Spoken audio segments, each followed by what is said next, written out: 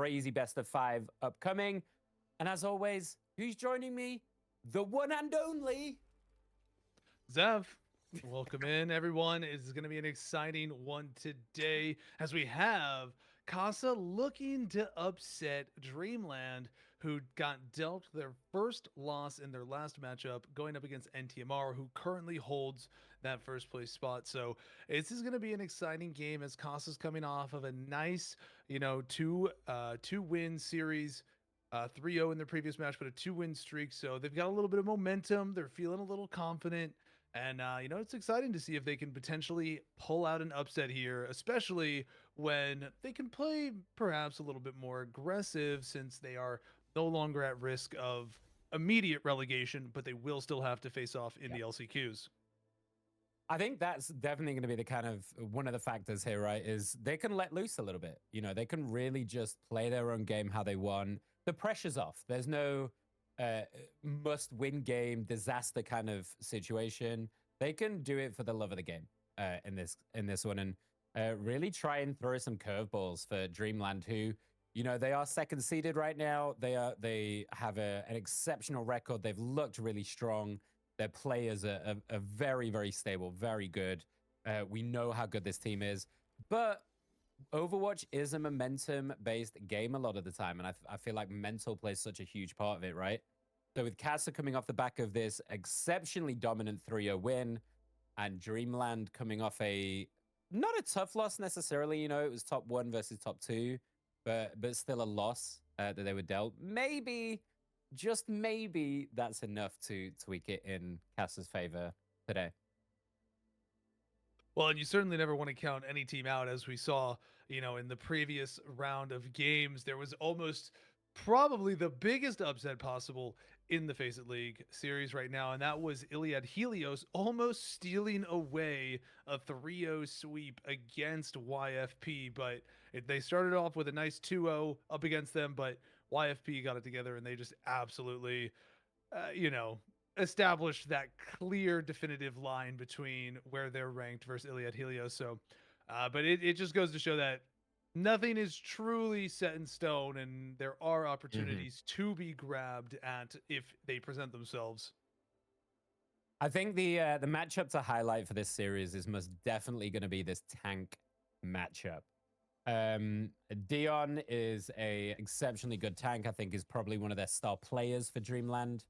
I think the in-game name is slightly different. The in-game name will be Monkey Happy or Dion, one of the two.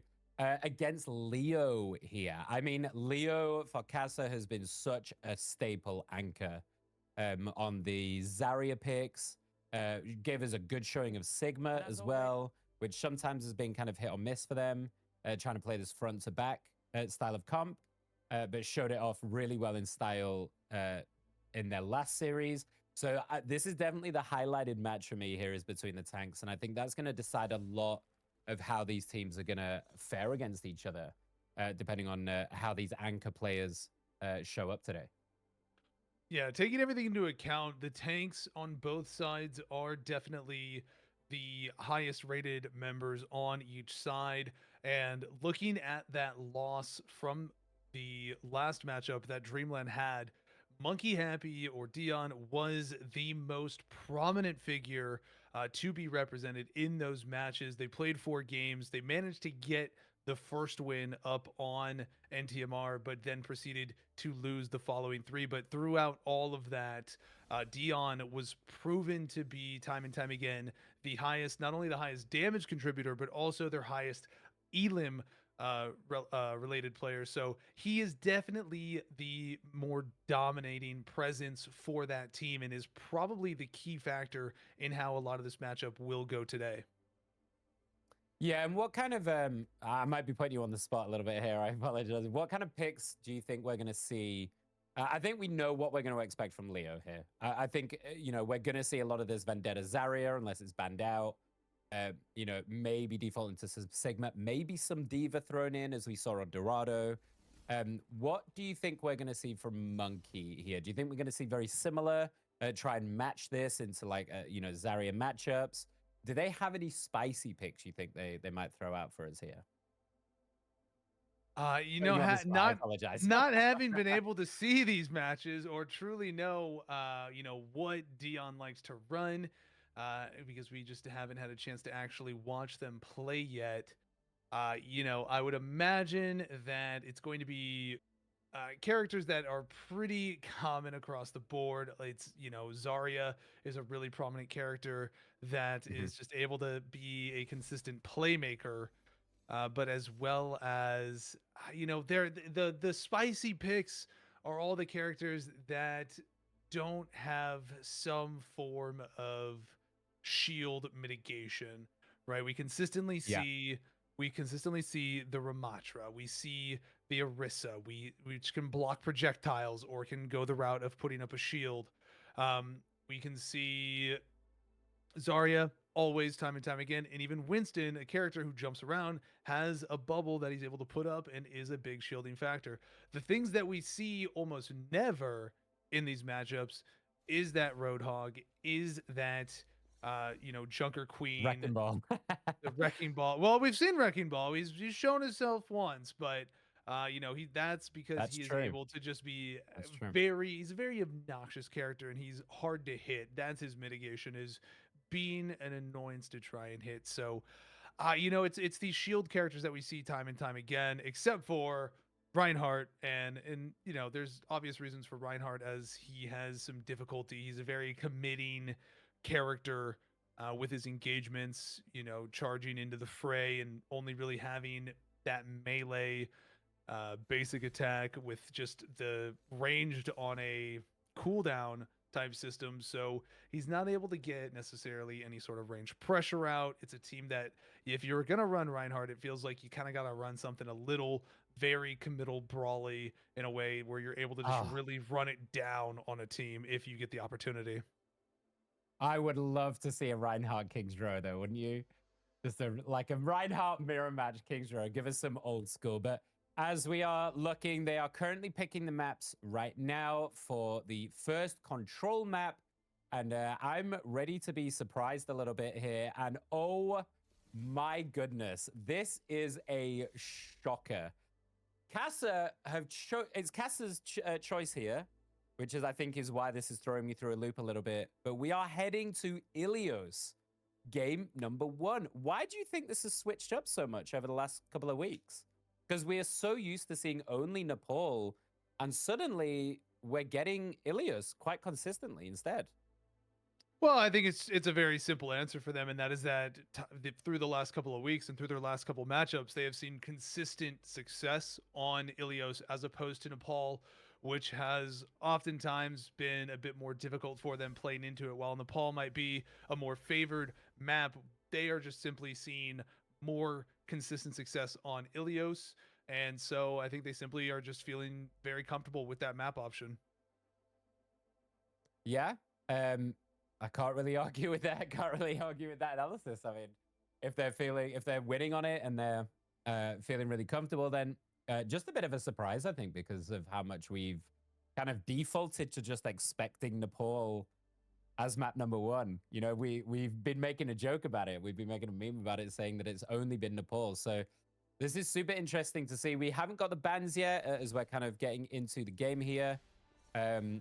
But we should hopefully see that soon. We did see Echo, and we can actually see the Zarya ban. That's a big one. Yeah, the Zarya ban is very pivotal here, as that is what we most commonly see Leo on, and so that's kind of usually their bread and butter engagement. I'll be very curious to see what Leo comes out on to start things off. It's very possible we see the D.Va, maybe? Ramatra or D.Va. D.Va is something that he's gone to a little bit more recently. But the Zarya has kind of always been the go-to. However, he has been feeling the Sigma a lot more. Sigma has been more consistently that second tank that Leo's been resorting to. So it's very possible that's what we see them start things off with on this map, being able to have that, despite being able to pick up the boulder and throw it from range, they use it in a very aggressive manner. It's very often used as a close range tool to just kind of shove in on the opposition. But with that Echo being banned out as well, that takes away some of that ranged pressure. being able to fly around the outside edges of the points for repositioning, or getting the Lucios that like to run along the walls from the outside and try to bonk people off. You're not going to be able to really pursue over the side of edges in order to track anybody fleeing. Yeah, and I don't expect to see, we've talked a lot about the tank roll here, while we're just waiting on one person to get into the game right now. I don't think we're going to see much difference short of bans for the supports. I think, Hex and Red X have very consistently shown us this Lucio Kiri duo pairing, which has been so successful for them. Maybe Manjiro gets thrown in there for some, for a little bit more spice, as we've seen Manjiro bring some different picks if maybe the Lucio or something is banned. Quite happy to run things like the Wu Yang. We've even seen some Brig, which was great to watch as well. And for the DPS, I think it's going to be a very similar rotation for what we're used to. The Echo, maybe some Cassidy thrown in, but the Sojourn, Echo, Tracer, these kind of very high mobility characters that we see so often on these DPS because of the initial pick potential that we've talked so much about being so strong in these engagements, getting that numbers advantage early to take the fights and snowball very quickly off the back of it, which teams at this level are exceptionally good at. As we are getting into game number 1 here between Kasa Esports and Dreamland for FACEIT Masters, the penultimate series of this Masters League. So let's see. And I wanted to talk about Hazard, and I didn't want to jinx myself, but if they stick on that Hazard, this is a pick I've wanted to see for a while. Well, they have ran Hazard. We've seen Hazard previously. I believe that was one of the weeks that you were not present for. We did see Hazard come into play, and it worked out a little bit, but wasn't able to really stick. And we are going to see Dion change at that last second and go to the Diva. But we are seeing a Freya on both sides, so they're looking to get that ranged poke in to allow for the Vendettas to dive in and get those finishing blows to get us started. Yeah, as we see just some poking and prodding to start with here, building some ult charge, just having a little nosy, see if anyone's going to pull themselves out of position too much, where the Vendettas can really, really punish this. And pretty much a mirror match beside the tanks here. So I think this is definitely going to come down to the Diva Sigma differences already. Hex gets a kill onto Talisman. That's a big pickup early. Leo taking them out of mech, and already Kasa with a strong first fight. Yeah, I really want to touch on that as we saw the Diva go for the pursuit engagement to try and get that finishing blow against Kasa, but immediately Leo stopped them in their tracks with that boulder toss, like we talked about, being able to utilize. So well done there by Leo to help the team out and secure that kill early on. Yeah, as Manually does fly up, gets a kill on Sunny to start this off. Leo gets the trade-off on Talisman, so it's a 1-for-1 right now. Please do note, for those of you who have not been joining us for these games, the kill feed is bugged still, so the colors are all mixed up. We will track this as best as we can for you, as it will be a little bit confusing as we get after that early 1-for-1 pickoff. It looks like it's stabilized just a little bit, but the pressure is still all in Kasa's favor. The percentage is going up for them as we see the Diva kind of pulled off just a little bit. Yeah, the flexibility of the Sigma, being able to just position the shield however he wants, as well as ricocheting his shots off of the walls, as we're seeing this Diva try to fly around, but Sigma is just, holding steady on the backside of the point for Kasa. We might see an engagement here by the Vendetta, but we're watching Dion try to have this backside pressure on the Diva, and it's just not connecting for any sort of catches just yet. Yeah, it's a very early kill, though, on the trading out from the Freyas here. We do have plenty of us to work with. McChicken gets the best of Talisman in that Vendetta 1v1, and that's just going to be a mechanics brawl, honestly, between these two very high-skill players. We've seen consistently how good McChicken is on this pick, and honestly, winning so many games off the back of it. So kind of just, honestly, it's very non-committal right now. There's so many ults to work with. Manually does get the pick, and finally that's going to trigger it as Manually gets a double with some great Freya play. Dion following up with the third, and it had to be now because overtime is here. It's 99, so they had to take this fight, and it is a clean team wipe. It was just a matter of time. They kind of had the, they kind of had to make that commitment there. They had almost everybody on their team with an ultimate available, and they managed to get all of that by only burning one ultimate Graveyard on that Kiriko. And so they still have 4 team ultimates to work with as soon as Talisman gets theirs here shortly, working up to that 90%. And we do see it available here for Kasa. As Leo gets the pick on Talisman, that's the first. The grab goes down to try and get more. McChicken with a double, following up fantastically off the back of that grab, picking them up and slamming them down. And McChicken is in the right place at the right time. The Diva does have the bomb, but needs to try and drop it here, get them off the point, and there we go. It's a zoning ult for sure. As OT is here, the Vendetta ult is out as well. Again, this can zone them just off the point for so long. Leo gets the pick on Graveyard. Manually does pick up McChicken as they try to get away, but Leo is trading, so is Manually. It's trades all around. This could go either way, to be honest. Can this Freya make it clutch for them and keep them in this game? It's currently in Kasa's favor, though. The overtime is in theirs. Can Leo stall this out? The Freya is laying down the damage. The shield is out, but Leo's got to back off. There's not enough left in the tank, and it looks like they might take it.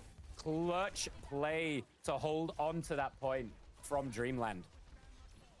Dreamland just did a really good job of staying alive on that point. That Diva ult really coming into play there to force Kasa to disperse and just kind of scatter and, break up their team play a little bit as the members of Dreamland gotten back to the point.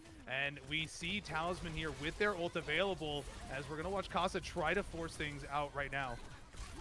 Sunny with a lovely double and a triple. Oh, this Freya's just put in work on the backside of this fight. Dion does chase down Sunny off the back of it and also is chasing down McChicken to try and force them off. Doing a really good job of following that, but Leo finishes off Dion and it looks really good for Kasa. Can they get back in here? Dreamland, someone needs to touch, and Kiwi to the rescue as this Lucio is going to bounce around for days. Leo trying to find a grab target, does get one. And Leo does finish off Talisman. That's a big pick if they can keep this momentum going. Hex gets Manually and Leo finishes them off. They need to keep going. The Sigma floating up, making sure not to go down in that hole.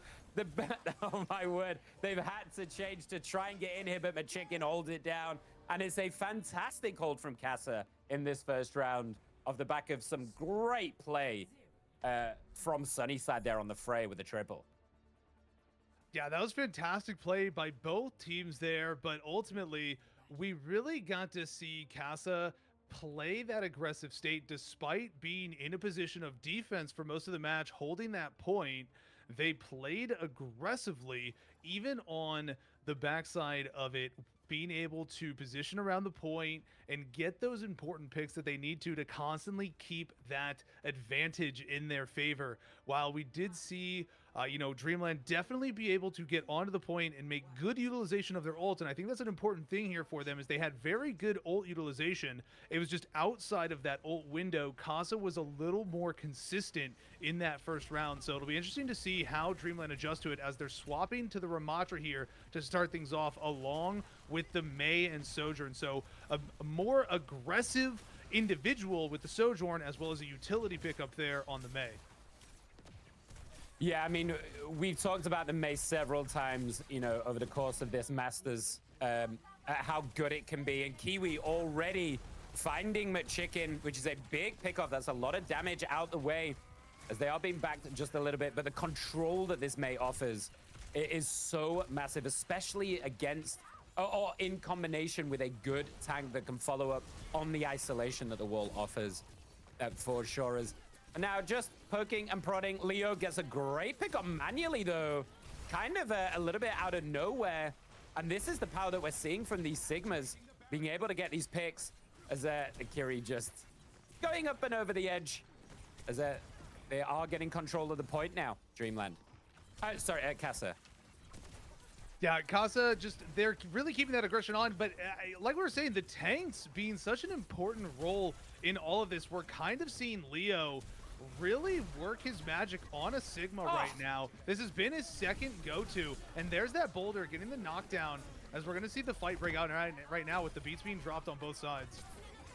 Oh, it's a great rebuttal kill from Leo, though, who punches for the double. He uses the grab to kill off Dion, as Dion was chasing them out on that Ramatra and putting in a lot of work.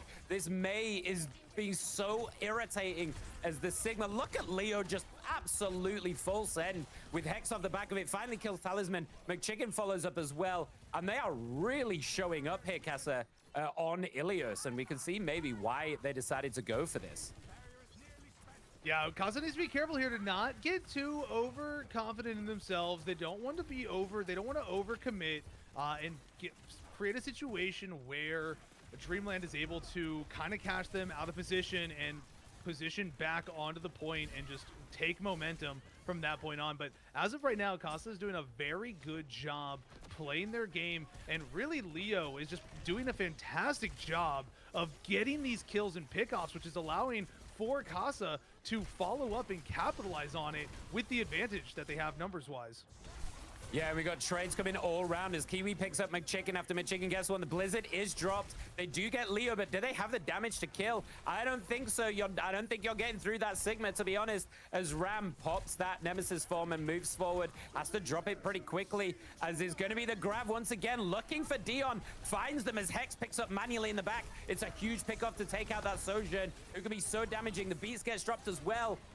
And let's see if they can keep this up, Kasa, because it's 95%. They need to stay on the point. The Freya laying down the damage as Sunny is just flying upwards with McChicken in this front line, not afraid to get in their face on this Vendetta, following Dion around, making sure they cannot get anything done. And they pick up Kiwi off the back of it. Dion is staying alive, though, and getting these picks. Redix finally takes them down, but the picks have come thick and fast as Manually comes back after that early pick, gets the ultimate off on the Sojourn, and gets the team fight win. All calm as we go into this next fight. Yeah, we finally saw Dreamland really come into themselves with, this was a very back and forth exchange as both teams used multiple ultimates across the exchange, and it just finally we saw Dreamland get the better of Kasa in that overall exchange. Kasa had a little bit of an advantage with the beats coming later, and we saw McChicken do a fantastic job keeping the pressure up, but he did get picked off eventually, and that kind of shifted the momentum a little bit, as he is a very strong presence for the offensive side of Kasa. And you take McChicken out of the equation, that opens up a lot of comfort for the members of Dreamland to not have that backline pressure around anymore. Yeah, and look for this Blizzard here as the Kyriel gets dropped on the floor from Redix to keep them in it. The Blizzard is there. Dion can pop that as well, and there we go. The Rammel is so big. You cannot stand in this. Dion is staying alive behind that shield, pushing forward off the back of it. And this is a full retreat for Kasa. I think you need to get back, because do you have the time to touch? I don't think so. This looks like the really good ult timings off the back of that Ram, and it's going to be on Hex to try and touch and keep it up, but they are followed. Kiwi is not going to let their counterpart stall in any way, and Dreamland with a great comeback in that one to make it even Stevens 1-1. Yeah, Dreamland really got comfortable there in the back half of that second round. After Kasa went a little aggressive, they pushed a little bit far up into the side of Dreamland, and Dreamland from that point on kind of just slowly moved things back towards the middle and did a little bit better job spacing out in the team fights, splitting up the members of Kasa, not letting them play as a cohesive unit, kind of forcing McChicken to have to go back and forth across the area to pursue targets. I think McChicken has to be a little careful getting caught inside of a tight location that Dion is when he's on that Ramatra, as that Ramatra was able to just kind of brawl it out a little bit when trading for blows with Leo. Yeah, and I think that Mei did a lot of work there as well. Just the control they offered with the Blizzard, the walls, the stall out was making it much more difficult for McChicken to kind of get those picks, as already Hex is completely followed and taken out early by Kiwi, getting the better of this Lucio exchange. McChicken, though, on the other side, getting the better of that Vendetta exchange. So it's all trades all round as the point is opening up. Let's see who can get early position. McChicken trying to find that Lucio, so very close as Dion chasing Sunnyside, not allowing Freya to get that free damage off that we've been seeing them do so well. And Kiwi is making a menace of themselves around this site. Yeah, we're kind of watching as Kasa is just being picked apart little by little by the members of Dreamland. As Talisman came back after losing that exchange to McChicken, they were able to follow up on the Diva and just keep up relentless pressure against Leo while the members of Kasa were not able to get inside of that room. That's going to be the difficult time with this matchup on this map, is that the Diva can kind of push their way into this point and it immediately can cut off line of sight for the members on Kasa if they're trying to follow up. And this is going to be a tough one for Vendetta. You know, if they look to commit to a fight inside on the point, it's going to be in a tight quarter where AoEs and ricochets are going to be able to be a very important part. Oh. And Leo gets taken out early from Talisman as they try to get in. And I like what you're saying about the Diva. I think what's really interesting is it's a really good identification of just having Dion kind of follow McChicken around and make sure that any engagement they try and take becomes a 2 versus 1 very quickly. And it's working extremely well. Look at the ult economy here. All 5 ready for Dreamland. Not too far away for Kasa, and this is going to be a fight they need to win, but already Leo gets full send. Talisman is doing a great job of catching Leo out very early on in these fights and just making it so you can't really push without Leo. You've got no protection from this very mobile comp running you down, and now they're feeling it. Spawn camping? Okay. Yeah, Dreamland coming in with that momentum. We almost saw Manually get a very nice pick off there. You know, they could have maybe popped their ultimate to grab somebody from retreating back into spawn, as the beats are going to get dropped now by Kasa. Yeah, Sunny getting the pick on Manually. That's going to be a big one, taking out that Freya damage. They do cap the point as well, which is very, very important because look at the percentages. Now they need to keep up this momentum and see if they can drive this forward. The Diva on this high ground is being such a pain in the backside, just poking and prodding and forcing so much attention from Kasa and splitting them up really nicely, making it really difficult for them to play as a team and stay together. Red X on 7 HP, living with a hope and a dream as McChicken gets that pick on Talisman. Their opposite number. The numbers keep ticking up. The percentage keeps taking over Leo with a grab, as we've seen them be very willing to just drop that straight on Dion's face specifically, as we highlighted this tank matchup earlier, and McChicken with theirs. We do see ult economy currently in favor for Kasa. Leo and McChicken ready to fire, as we're going to watch the Diva try to pursue in here, but McChicken is going to get out. And that's going to be the important thing here, I believe, for Kasa, is McChicken being able to be in a position to follow up on any engagements that do occur, or if just being able to catch somebody off guard, almost getting there. There it is, the Lucio getting caught, and we're going to see McChicken retreat back to the point to defend there.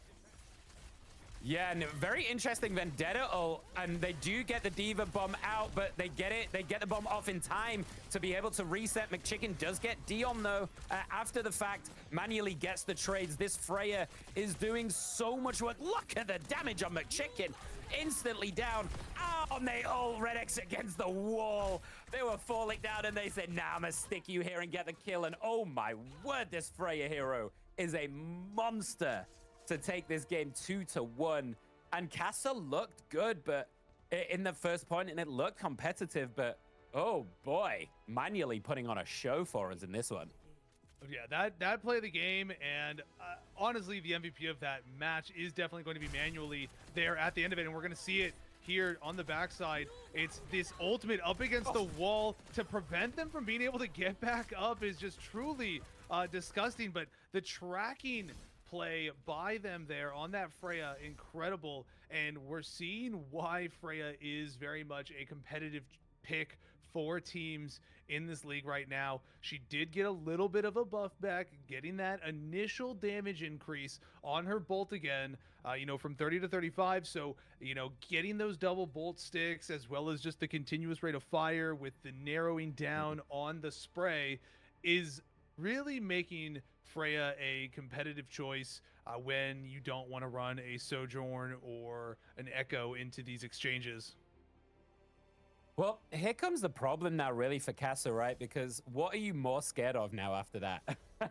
Do you still need to ban the Echo? Because the Echo and the Sojourn we've seen be so consistently strong, but you've just seen manually put on a clinic on that Freya. So, I mean, there's too much to try and ban, realistically, as we are going to map number 2, and no surprises here that Kasa have chosen to go to Dorado, a map that we know they're very comfortable on. They looked very dominant on in the last series, and it is comfort for them. So having lost that first one, not surprised to see Dorado come out here for the second. Oh, you never know. They could have gone back to a King's Row, something else that they've been going to a little bit recently. But in all fairness of it, Kasa knows that this is going to be one of their toughest competitions that they play. And at the very minimum of it all, they are at least making it a very close competition. It is not a wash by any means. Playing it to 3 points on both ends of it, and the percentage getting driven up on both sides, not being held off point, not being able to contest it, things like that. They are being competitive, but we are just seeing a little bit right now of better team execution on the side of Dreamland. And in terms of what you're asking regarding the bans, I don't think there's really anything that Kasa can specifically target at the side of Dreamland, as it's unless Dreamland is running people who have one trick type scenarios, like if Monkey is only able to play Diva or Ramatra incredibly well, if you ban those out, then it suddenly has a major impact on their contribution.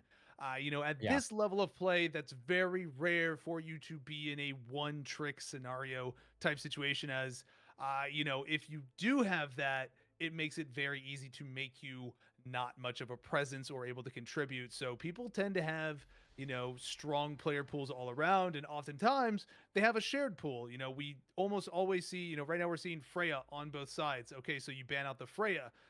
That also does impact you, as that's something that Sunnyside is also liking to play. And if you go to the Sojourn, well, manually could be better on Sojourn than they are on Freya even. And then it could be, a much more difficult matchup at that point. Maybe the Freya is actually the best matchup for them, but they have to address it a little differently. But right now, we are going to actually see a Baptiste ban here to start things off on Dorado, as well as the Vendetta.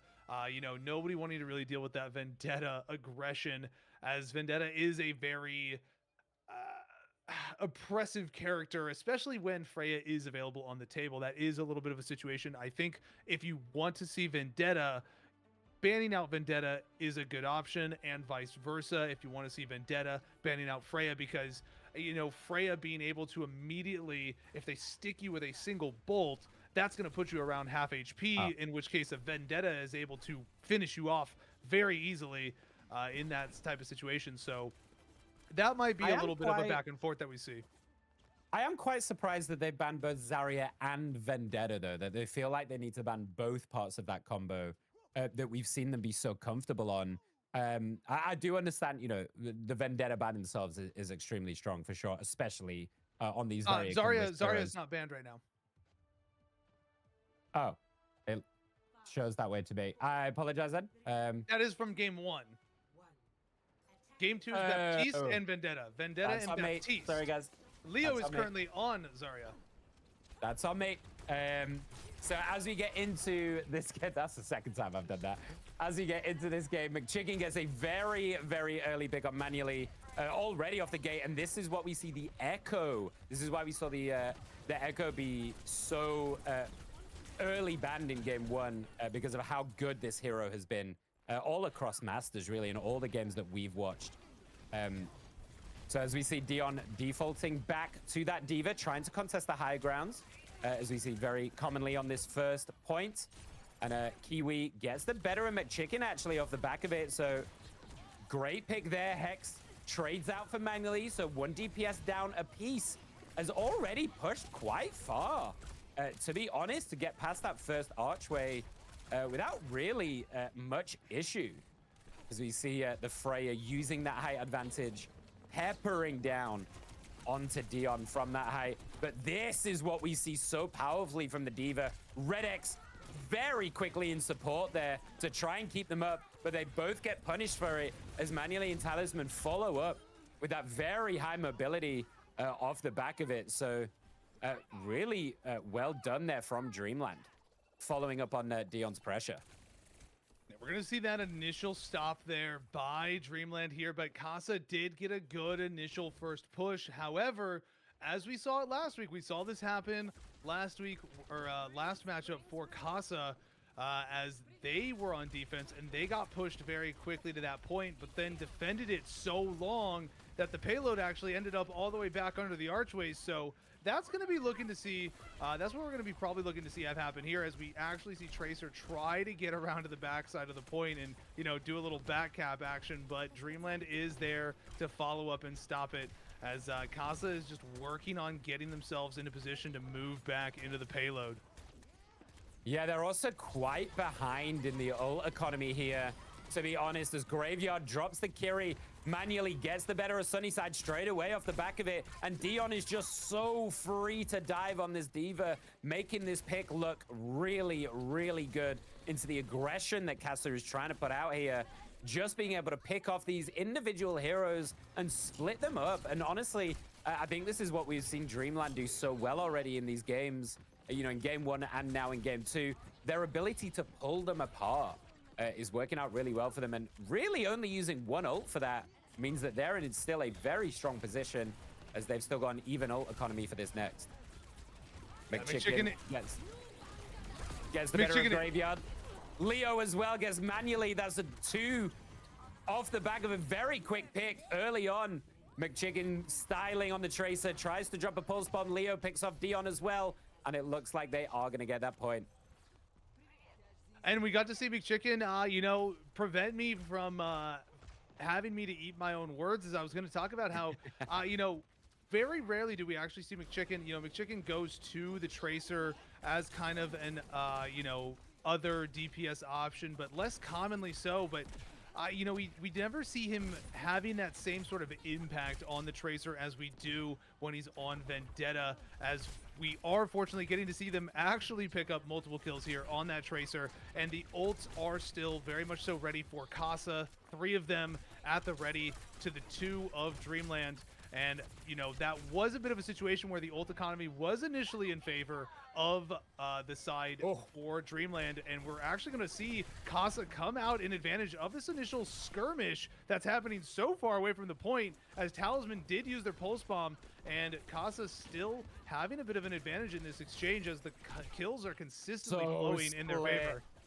It's so split up, and this is what we're talking about, right? Look at how far away from the point they're fighting. They are just pulling them apart, like, piece by piece. But all of this time, the payload has been moving forward, like, throughout all of this split. Leo, I was about to talk about the grab, but they drop it immediately onto 3. We've seen Leo be so consistently good with these grabs. Gets Kiwi, nearly finishes them off. Manually, though, with the suppressing fire and the fadeaway shot on Sunny. Are you kidding me? Oh, it's absolutely disgusting that they get that. Leo picks up Graveyard. McChicken does get the trade out. Dion and Leo going head-to-head in these Zarya exchanges. And Dion's coming back in now, having changed to that Zarya, willing to fight instead of trying to make the D.Va work. And oh boy, they stabilize somehow off the back of that. An important stabilization there for them, as the payload is only 2 meters away from going to that next stage. That was, again, a very good consistent push by Kasa. You know, somebody was staying on the payload and letting it advance, and really quickly we're seeing the damage from manually hitting those multiple aim shots to quickly take out Sunnyside. They definitely have Sunnyside's number in the exchange of the Freya, just manually really flexing that knowledge of how to fully utilize the movement on Freya. And right now, the favoritism is leaning for Dreamland as they have Kasa's number a little bit in the DPS exchange. Oh, man, I mean, what a joy to watch, honestly, when you see such a good Freya player. I like that rhyme, Freya player. Just so clean with it. Like, getting these fadeaway shots, putting down so much consistent damage. It's making it really hard for Leo to be able to even stand anywhere close to the front, using the height, using these angles so well. As Sunny's turn now to try and show us what they've got on the Freya. Drops the ult, doesn't get anything off the back of it though, and is gonna have to play back as Red X follows up, gets Talisman with a great pick. Now Sunnyside getting the trade. It's a contest between these two. Dion with the sacrifice play. I think that was just more so that they went down very low and ended up inadvertently sacrificing, but it gets the push forward and they get 2 points here, Kasa. So the momentum is still moving after a couple of good defenses. Yeah, the advantage definitely working in their favor as they were able to get the jump onto Dreamland, popping that Kiri ult in order to force them onto the point very quickly and aggressively with that increased rate of fire on all their attacks to just kind of roll over Dreamland's scattered positioning, around the point. But we're gonna quickly see Dreamland try to route out the members of Kasa as they come into this first point, and the walls close behind them, limiting their, angles for retreat. And it's going to be a bit of a back and forth, but mostly leaning very into the favor of Dreamland here. But they had quite an ult advantage on that one. So actually getting a 2-for-2 trade for Kasa there is not bad at all. They wasted a couple of ults. They have been stalled out, but I was wondering if they were going to try and hold them for this last fight as we go in to the last kind of 25 seconds. Dion with a grab, the beats. These are really important ults, and Hex with a clutch kill on Manually. The grab gets dropped. Oh, the beats on Leo at the very last second to keep Leo alive. The beats on the flip side to keep Dion in this fight now. Getting traded, gets really low with the help of the Freya. The grab is there, but there's no one to follow up because they get taken out. Leo goes down, so Dion and Talisman can clean up this fight. Sunny, what have you got? It's all on you. Red X is keeping up as well. Can they keep this fight going after the tank dies? Graveyard's not there either. Talisman with a big pulse bomb on Hex. That's one of the healers down. They're being such a pest in this backline, and they might have done it now. Talisman showing off the tracer. What can they do? The overtime is about to go, but they're still touching. If they can keep this up, Leo has changed to the Doomfist to make sure that they can touch and keep touching, but unfortunately does not get back in time. So they do get stalled out on that one, but a solid 2 points. And that fight, honestly, could have gone either way. A key thing there is one at the end, Dion contesting Leo on the Doomfist to prevent him from being able to fist charge back onto the point to force that overtime any further. But more importantly, unfortunately, we saw Sunnyside on that Freya missing some critical aim shots against the opposition Manually, who was just hovering, peppering down the fire on that Freya with the aim shots back onto the members of Kasa. And there was just so much chaos, so much visual noise happening. There were ults being dropped left and right. There was just a lot of visual clutter that was going on, a lot of chaos overall. But I think that if we do see Sunnyside just kind of, narrow in on those shots a little bit more and hit those aims against Manually when they were, in position, firing back on Kasa, that fight could have gone a little bit more into the favor of Kasa and maybe even stalled it out a little bit longer. But overall, this was a very good push for Kasa. They got it past the second point, halfway through to that third point for the final point. And, still a good chance for them to defend here and stop the progression of Dreamland.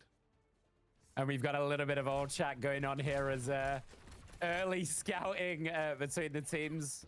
So we love to see that. Obviously, everyone in good spirits either way, which we love to see in these type of competitive games still. The players are enjoying themselves here. As we see not much change, really. Happy to kind of stick on this completely mirrored matchup now. Dion quite happy to do this full contest against Leo. And prove who is getting the better of each other on these Zarya picks as they get round this first archway, manually pumping themselves up, having a little poke. And McChicken having a little poke back on the way back down for that Freya. Yeah, that's really important there for McChicken to be putting in that pressure on manually as they land, because as soon as we see, if you see that situation with a Freya where they do their airlift, they jump up, they use both of their jumps to be able to repeatedly fire their aim shot over and over. If they land, they don't have any additional mobility immediately at their disposal, so they are kind of vulnerable if you're able to catch them. So good job there on McChicken to recognize that, as he is going to very quickly have his ult charge available now and could see potentially a play early on here before the ultimates become available for the members of Dreamland. Yeah, and already trades coming out. Leo gets Dion. Leo gets a second as well. And the trade's coming thick and fast. And a really good hold here for Kasa as Leo building up that ult charge. Talisman did go down. They have not used the pulse bomb yet, though. So that is a very important stop to allow Talisman to come back in with that all-important ultimate.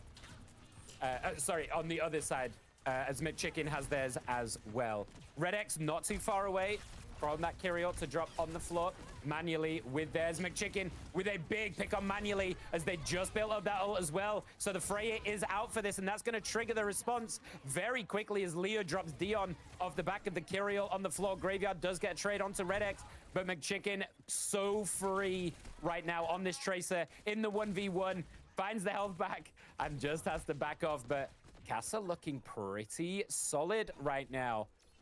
Lots of ults built up, nearly all 5, only Dion lacking, and 3, nearly 4 for Kasa. Important thing there for Red X as we are coming down to the final minute on this first point, and a Gravwell is dropped. It's a huge pulse bomb off the back of the grab, but Chicken finds it as everyone was up on that market stall, and Kasa with a dominant hold, very, very quickly winning that team fight off the back of a huge grab. And that was an incredible play there for Kasa, getting that Gravwell into the follow-up by the members of their DPS, being able to stop that because there were ultimates available for the members of Dreamland. But before all of that began, Red X getting incredible value out of their death, getting their ultimate off just before they died because they went down, and that was still able to allow for the full momentum shift of Kasa and their DPS being able to pick up multiple kills, and McChicken really just hammering it down on the members of Dreamland as we're coming down to the final 30 seconds here with ultimates available for Dreamland and none even around close ready for Kasa. So there is a potential here for the members of Dreamland to really just kind of force it in as we're watching it happen a little bit right now. Leo got caught with his pants down, really, in no man's land a little bit. Gets fully chased down by Dion into that corridor. As I think, honestly, that might be a bit of a big mistake there from Leo because it's going to allow them to get in on this point. They're going to try and contest, switching to the Rhine to contest. The Grav is there to hold them away from the point, though. The shield is up. It protects them all. Hex goes down to manually, though. Talisman gets Red X as well. And I think this is going to be a bit of a failed contest as they gave it a really good go. But I think actually as much fun as it is, I think Leo might have just sold that a little bit because they could have full held that without that getting isolated in that room. Well, even just, you know, regardless of the isolation, if they go down a little bit faster and they allow for the team to get back quicker, you know, that would have been very advantageous for them. But it was a good effort on the part of Kasa to try and get back there. The Rhine, you know, the Rhine could have been, they just got that shield up just a little too late as the Gravwell did sneak in behind them and hung them up as they came through the archways, and the remaining members of Kasa tried to force their way through.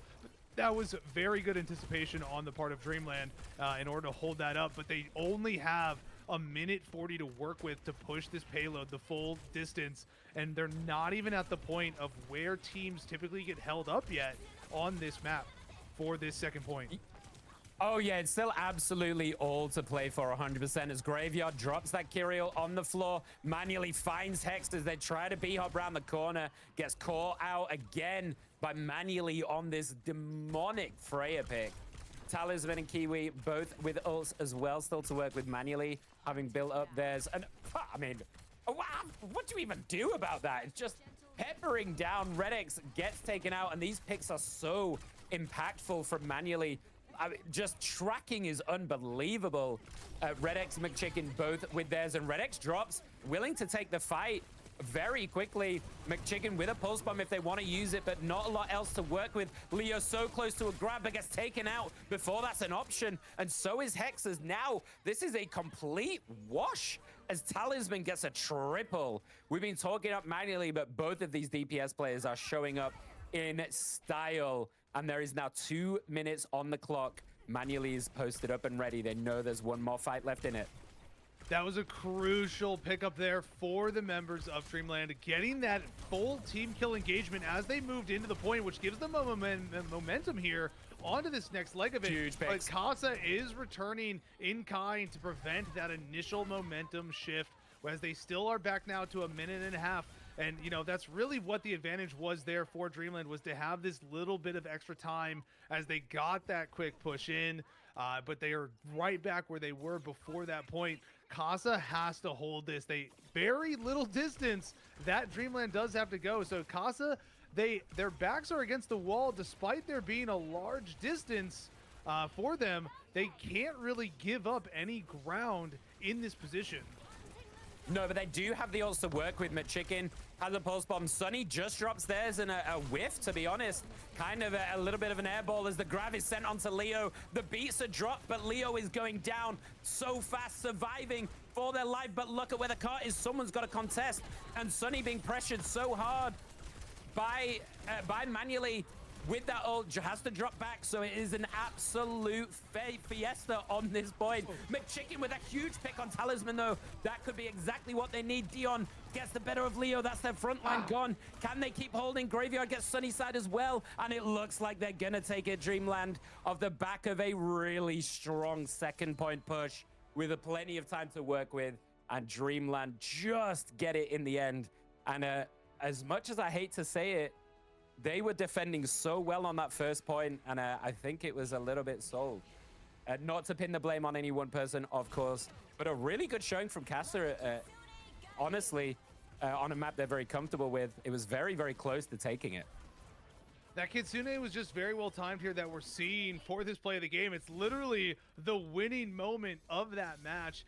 You know, it came at the time of an exchange. McChicken did get the better side of Talisman, but it came at the cost of Leo falling. And, you know, if anything that we've talked about, the loss of your tank is so incredibly crucial because it makes you have to give ground. And in a mode like Escort, where you're trying to defend this final bit of distance, losing that ground is just so detrimental to how things can play out. But overall, it was a very well played match.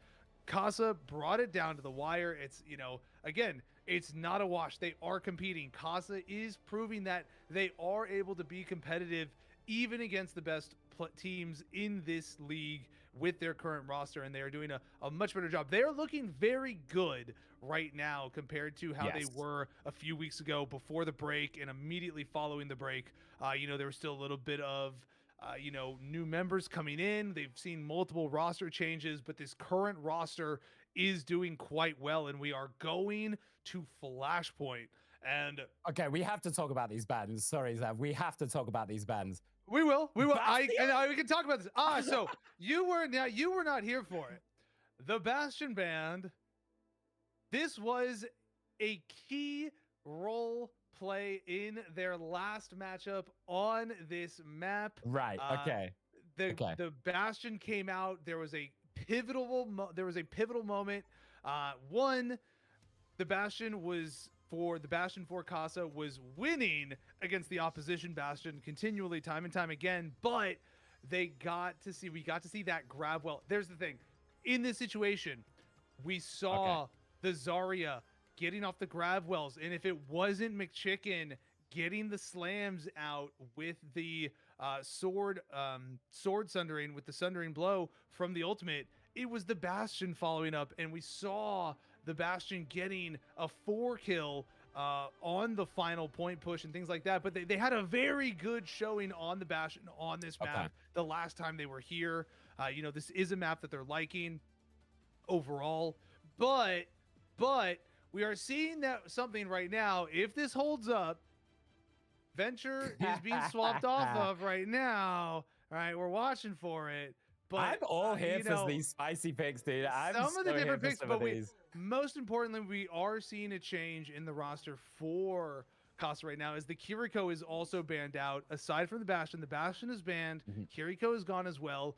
Manjiro is in for Hex in this exchange right now. So there's gonna be a bit of a shakeup. There is no Lucio in on the side of Kasa, but we are seeing the Brigitte come in exchange. So a bit of an aggressive opportunity here for Kasa as they look to position around this point and bide their time. The Sigma on the opposing side. Yeah, I think both are looking, you know, it's a flashpoint, right? So both teams are looking for more control as we see Talisman going back to that Mei to do a similar kind of idea as Brig, you know, just have more control here. As Leo already stepping up, getting the kills left and right with Sunny back on this signature Sojourn that we've seen time and time again from them, getting the better of Manually on the backside. And this is why this pick is so devastating, but not surprised to see just, you know, obviously Dreamland trying to run him off front to back using this Sigma. I want to talk about Manjiro on this Juno, because the last time that we got to see this, they clutched the hell out of the game multiple times with this Juno pick. So looking towards Manjiro to kind of hold down the fort here just a little bit on the healing side as Manually comes back in, gets the trade onto Sunny. That's a very important pick. Lots of damage out, and here come the railguns. Manually saying, anything you can do, I can do better, as Leo gets a pick on Dion. So not all is lost, but Talisman picks off Red X as well. And I think this is going to be a back out. Actually, a back out. Yeah, back out for Kasa. Yeah, a bit difficult there with the colors. A little bit of a back and forth coloring there as McChicken is going to fall to the pursuit of Talisman. McChicken trying to stay alive on that vendetta, but you know, we got to see McChicken pick up a couple kills there in that exchange. And in this current lineup, McChicken really is the pivotal part on the offensive side for Kasa, being able to get into those backline picks. Red X falling to Kiwi now. And it's just, this is going to be a tough time for Kasa. Manually just getting the better of Kasa overall at the moment on that Sojourn. This is what we're talking about. So it's like, even if they're not on Freya, you know, if Manually is a better Sojourn, that's a very tough situation in the matchup if it goes back and forth at a mirror type scenario. As Graveyard gets the pick on Sunny's side early on in this fight once again. I think we've seen this from Sunny. They struggle a little bit on flashpoints sometimes, as Leo does pick up Dion, which is a huge pickup. Now they can run it forward. Talisman uses that pulse bomb to take out Manjiro, that all-important Juno, trying to keep everybody alive. Leo going down so low. Nobody's touching. Talisman with a double.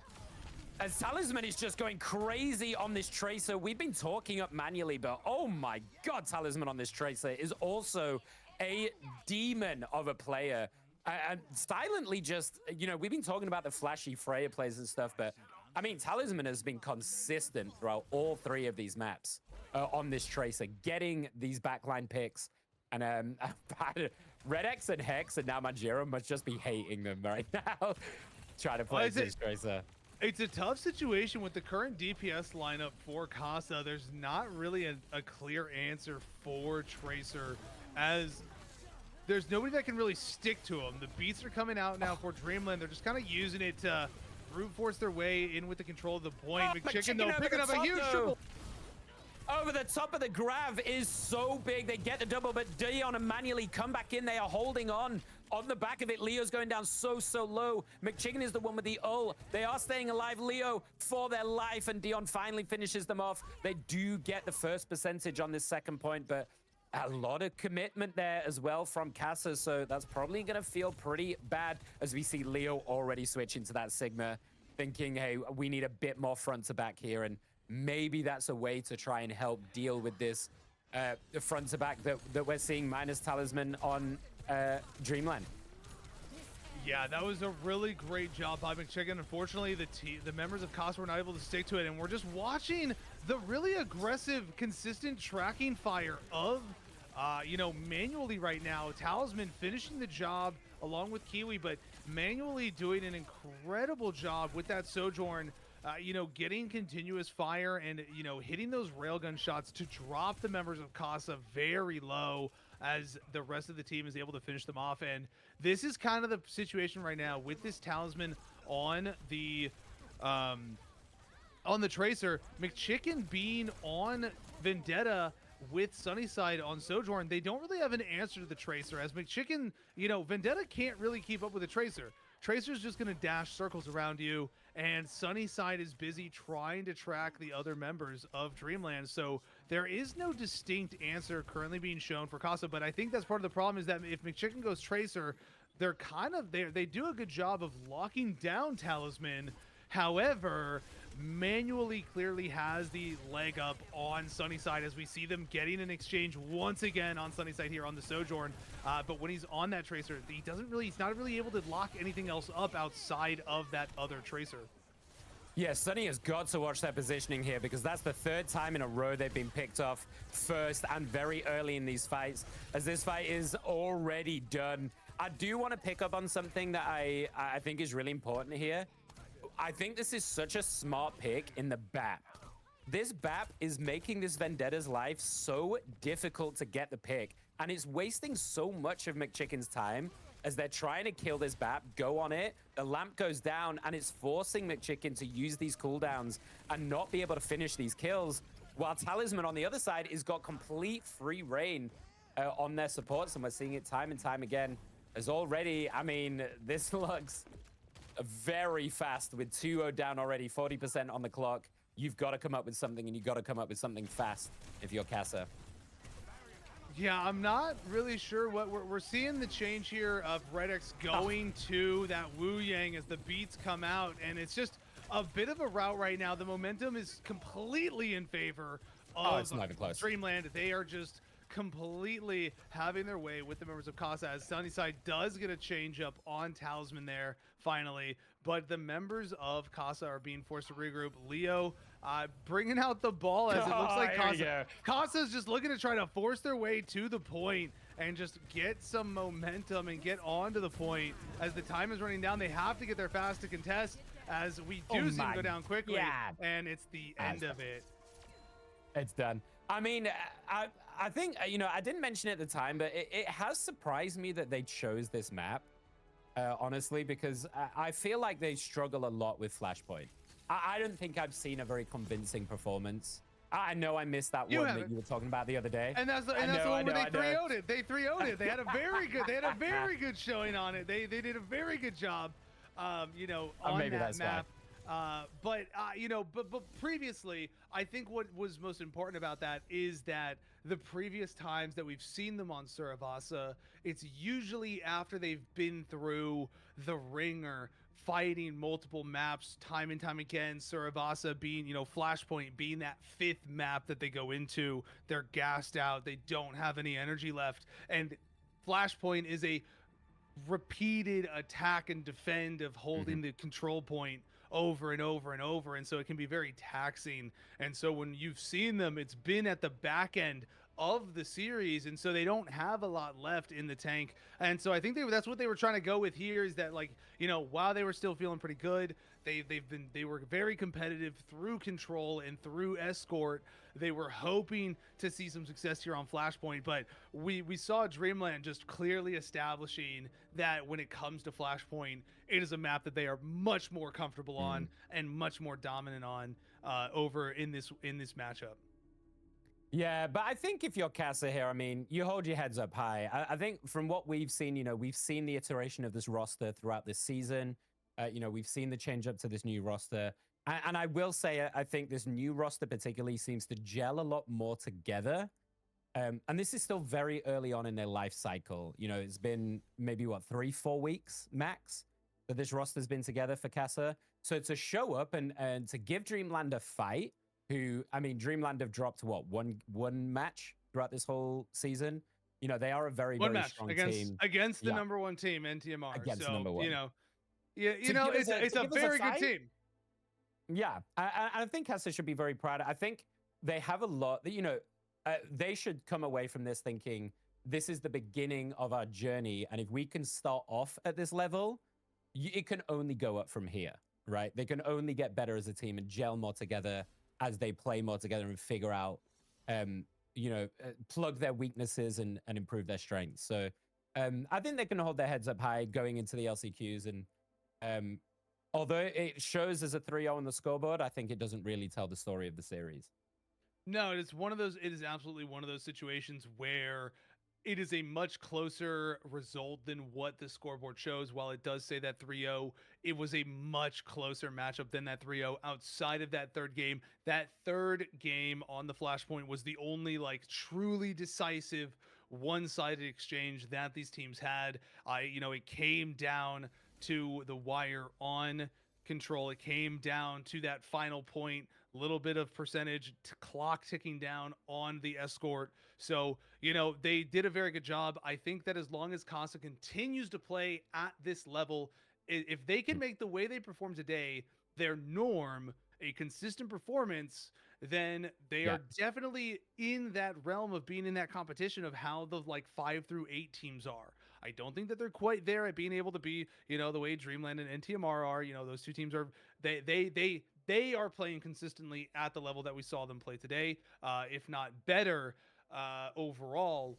But that is, that's kind of that's what you have to do to be the number 1 and 2 teams. You have to consistently play, at your best and consistently perform over your opposition. You can't have little mistakes here and there that cause you to, lose close ones. The way you secure those close victories is ultimately what defines you being separated at the absolute top end of everybody else in your standing. So, well done job though by Kasa. They were very competitive today. We saw a lot of good things out of them overall. But they've got one more tough one to go up against here with Kintsugi. Kintsugi 9-4. They are much more vulnerable to mistakes or being defeated than Dreamland and NTMR are. They are definitely a team that I think Kasa can take more victories off of overall, and if not beat overall, might be a game 5 situation, but we'll have to see. And we're going to see that one tomorrow. So make sure you join us tomorrow for the final series of this Masters season before we get into the next stage. And we are going to be right back here with you. Well, I'm going to be right back here with you tomorrow. I'm going to be having a guest caster joining me tomorrow, as Zav will sadly not be joining us tomorrow. But I will be here. So make sure you come back and check us out tomorrow. And we hope you enjoyed the games. I've been Simply Nickish. And I'm Zav. Hope you guys have a good rest of the series. See you tomorrow.